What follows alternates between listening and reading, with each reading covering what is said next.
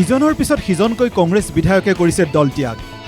দলত্যাগী বিধায়কৰ বিৰুদ্ধে অধ্যক্ষই ব্যৱস্থা নোলোৱাত ক্ষুণ্ণ কংগ্ৰেছ। ৰাইজৰ দলত যোগদান কৰা 2 বিধায়কক নিলম্বনৰ দাবী কংগ্ৰেছৰ। বিধায়িনী দলৰ দাবীক অধ্যক্ষই নস্যাৎ কৰাত সদন ত্যাগ কংগ্ৰেছ বিধায়কৰ। অধ্যক্ষৰ বিৰুদ্ধে পক্ষপাতমূলক আচৰণৰ অভিযোগ কংগ্ৰেছ বিধায়িনী দলৰ। মুঠ 6জনকৈ দলীয় বিধায়কৰ সৈতে এতিয়া কোনো সম্পৰ্ক নাই কংগ্ৰেছ বিধায়িনী দলৰ। 4জনকৈ বৰ্তমানৰ কংগ্ৰেছ বিধায়কে শাসকীয় দলক সমৰ্থন কৰাৰ বিপৰীতে ইতিমধ্যে 2জনকৈ বিধায়কে যোগদান কৰিছে ৰাইজৰ দলত। শেহতীয়াকৈ কংগ্ৰেছ ত্যাগ কৰি আন দলত যোগদান কৰা 2 বিধায়কৰ বিৰুদ্ধে তাৎক্ষণিকভাৱে ব্যৱস্থা গ্ৰহণ কৰিবলৈ বুধবাৰে বিধানসভাৰ মজিয়াত অধ্যক্ষক দাবী জনায় বিৰোধী দলপতি দেৱব্ৰত শইকীয়াই। বিধানসভাৰ চলিত বাজেট অধিৱেশনৰ তৃতীয় দিনা প্ৰশ্নোত্তৰকাল আৰম্ভণিৰ লগে লগে এই সন্দৰ্ভত অধ্যক্ষৰ দৃষ্টিগোচৰ কৰে বিৰোধী দলপতিজনে। ইয়াৰ কিছু সময় পূৰ্বে 2 বিধায়কক নিলম্বনৰ বাবে অধ্যক্ষক পত্ৰ প্ৰেৰণ কৰিছিল কংগ্ৰেছ বিধায়িনী দলে। মহোদয়, আমাৰ 2জন সদস্য ৰাজনৈতিক দলৰ মতাদৰ্শ ত্যাগ কৰি বেলেগ দলত যোগদান কৰিছে আৰু শিডিউল 10 অনুসৰি তেখেতসকলৰ ওপৰত যাৱতীয় ব্যৱস্থা ল'ব লাগে আৰু তেখেতসকলে যদি সদনলৈ আহি অন্য দলৰ সদস্যপদ গ্ৰহণ কৰাৰ পিছত সদনত থাকে, সদনৰ পবিত্ৰতা নষ্ট হ'ব। ইয়াৰ পূৰ্বেও আমি এনেকুৱা অভিযোগ দিছিলোঁ, সেইখিনি অভিযোগ বিবেচনা হৈয়ে আছে এতিয়াও। আৰু justice delayed is justice denied.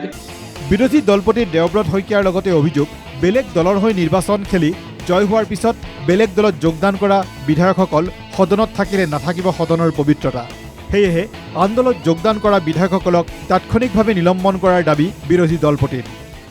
মহোদয়, তেখেতসকলৰ থকালৈকে সদনৰ কাৰ্যসূচী বেলেগ দলৰ সদস্য বেলেগ দলৰ পৰা জয়লাভ কৰি অহাৰ পিছত বেলেগ দলত অংশগ্ৰহণ কৰিলে সদনৰ পবিত্ৰতা নাথাকিব। সেই গতিকে সদনৰ পবিত্ৰতা ৰক্ষা কৰাৰ খাতিৰত তেখেতসকলক আপুনি যি ব্যৱস্থা লয় সাময়িকভাৱে সদনৰ ভিতৰৰ পৰা বাহিৰ কৰিবলৈ অনুৰোধ জনাইছোঁ, দাবী জনাইছোঁ। কংগ্ৰেছ বিধায়িনী দলৰ এই দাবীৰ বিপৰীতে অধ্যক্ষ বিশ্বজিৎ দৈমাৰীৰ মন্তব্য, বিষয়টো চাবলৈ ইতিমধ্যে বিধায়িনী দলৰ পত্ৰ প্ৰেৰণ কৰা হৈছে সচিবলৈ। নিয়ম অনুসৰি এই সন্দৰ্ভত ব্যৱস্থা গ্ৰহণ কৰিব বিধানসভাৰ অধ্যক্ষই। ডেফিনেটলি ইয়াৰ ওপৰত এজ পাৰ ৰুল ইয়াৰ বিহেতু ব্যৱস্থা হ'বই, কিন্তু কথাটো হ'ল কি এতিয়াও আমি মিডিয়াত পাইছোঁ, ক'ৰবাত পাইছোঁ বা আপোনালোকেও সেইটো দিছে, এতিয়া লিখি দিছে, এটা ফৰ্মেলিটিছ আছে। তো মই ভাৰ্বেলি লগে লগে কোনোবা কোৱাৰ লগে লগে ইয়াৰ আগৰ 5টা কেছ আছে, সেইকেইটা ইপিনে 4 বছৰ পূৰ্বে দল বিৰোধী কাৰ্যকলাপত লিপ্ত 5জনকৈ কংগ্ৰেছ বিধায়কৰ বিৰুদ্ধে ব্যৱস্থা গ্ৰহণৰ বাবে কংগ্ৰেছ বিধায়িনী দলে অধ্যক্ষক সকলো তথ্য প্ৰমাণ দাখিলৰ পিছতো আজিলৈকে এই সন্দৰ্ভত অধ্যক্ষই ব্যৱস্থা লোৱা নাই বুলি সদনৰ মজিয়াতে অভিযোগ উত্থাপন কৰে বিৰোধী দলপতি দেৱব্ৰত শইকীয়াই। সদনৰ অন্তিম মুহূৰ্তলৈকে যদি এই শিডিউল 10ৰ আমি প্ৰয়োগ নকৰোঁ, তেতিয়াহ'লে এনেকুৱা আইন থকাৰ কোনো মানে নহ'ব ছাৰ। আজি আমি 4 বছৰ ধৰি 5জন সদস্য বসন্ত দাস, কমলাক্ষদেৱ পুৰকায়স্থ, শশীকান্ত দাস আৰু ছিদ্দিক আহমেদ আৰু শ্বেৰমান আলী আহমেদৰ বিৰুদ্ধে আপোনাক অভিযোগ প্ৰমাণসহ দিলোঁ। সেইখিনিৰ ভিতৰত একো সিদ্ধান্তই লোৱা নহ'ল। এনেকুৱা দল বিৰোধী কাৰ্য কৰা লোকসকল আমাৰ লগত নাথাকে, তাৰ বাবে আপোনাক অনুৰোধ আৰু দাবী জনাইছোঁ। বিৰোধী দলপতি দেৱব্ৰত শইকীয়াৰ এই অভিযোগৰ বিপৰীতে অধ্যক্ষ বিশ্বজিৎ দৈমাৰীৰ মন্তব্য, কোনোবা বিধায়ক দল বিৰোধী কাৰ্যকলাপত লিপ্ত হ'লে প্ৰথমে দলে ব্যৱস্থা ল'লে ভাল।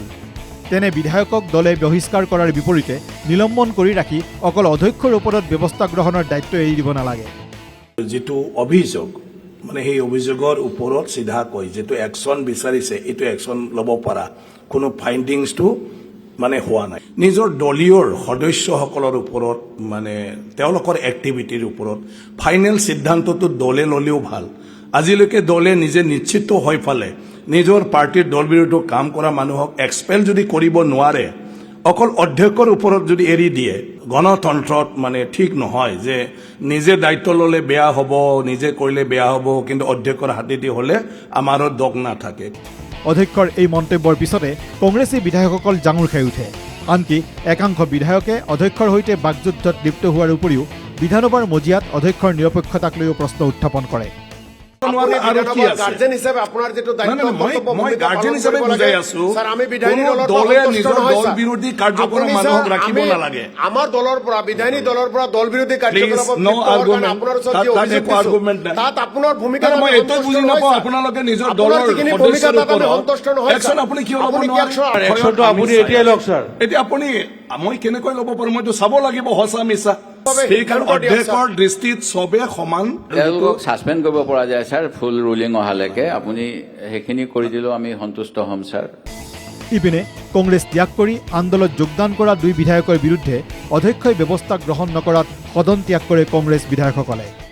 এতিয়া একদম উইদিন ছেকেণ্ডত ডিচিশ্যন যদি ল'ব লাগে, দেশত কি থাকিব তেতিয়াহ'লে? কমপ্লেইনটো চবে দিব পাৰে। কমপ্লেইন নহয় স্যার, প্রমাণিত প্রমাণ তথ্য সহকারে আপনাকে দিয়া গৈছে স্যার। আপনি যদি স্যার গার্জেন হয়, বিধানসভার গার্জেন হয় কোনো আমি সিদ্ধান্ত সদন ত্যাগ নলয়, কৰিছো, স্যাৰ। আমি স্যাৰ সদন ত্যাগ কৰিছো। এই সন্দৰ্ভত সদনৰ বাহিৰত প্ৰতিক্ৰিয়া প্ৰকাশ কৰি ৰাইজৰ দলৰ বিধায়ক অখিল গগৈৰ মন্তব্য, বিজেপিমুখী বিধায়কৰ বিৰুদ্ধে ব্যৱস্থা গ্ৰহণৰ দাবী উত্থাপনৰ বিপৰীতে ৰাইজৰ দলত যোগদান কৰা 2 বিধায়কৰ বিৰুদ্ধে কংগ্ৰেছে ব্যৱস্থা ল'বলৈ অধ্যক্ষক দাবী জনোৱাটো দুৰ্ভাগ্যজনক। দাবী কৰিছে, কিন্তু আপোনালোকে নিশ্চয় জানে যে কংগ্ৰেছে সেইটো তেওঁলোকৰ হাইকমাণ্ডে কোৱাৰ কাৰণে কৰিছে। সেইটোতো কৰিবই লাগিব, তেওঁলোকৰ পাৰ্টিৰ পৰা মানুহ ওলাই গ'লে। কিন্তু নিয়ম বুলি এটা বস্তু আছে ন, আইন অনুসৰিহে বস্তুটো হ'ব। আগতে যদি তেওঁলোকে ছাছপেণ্ড কৰা মানুহ এজনকো যদি হেৰিয়ে খেদি দিয়া নাই স্পীকাৰে, এতিয়া আমাৰ দললৈ আহিলে বুলিয়েই লগে লগে খেদি দিব পাৰিব নেকি? তাৰ কাৰণেতো এটা প্ৰচেছ আছে ন। অকল ৰাইজৰ দললৈ আহিলে খেদি দিব নোৱাৰে নহয়। আগতে যেতিয়া এনে বহি আছিলে বা যিবিলাক মানুহ বিজেপিলৈ গৈছিলে, খেদিলে নেকি কাৰোবাক? ভিডিঅ' জাৰ্নেলিষ্ট সমীৰৰ সৈতে মুন গোস্বামীৰ ৰিপৰ্ট, NKTV+।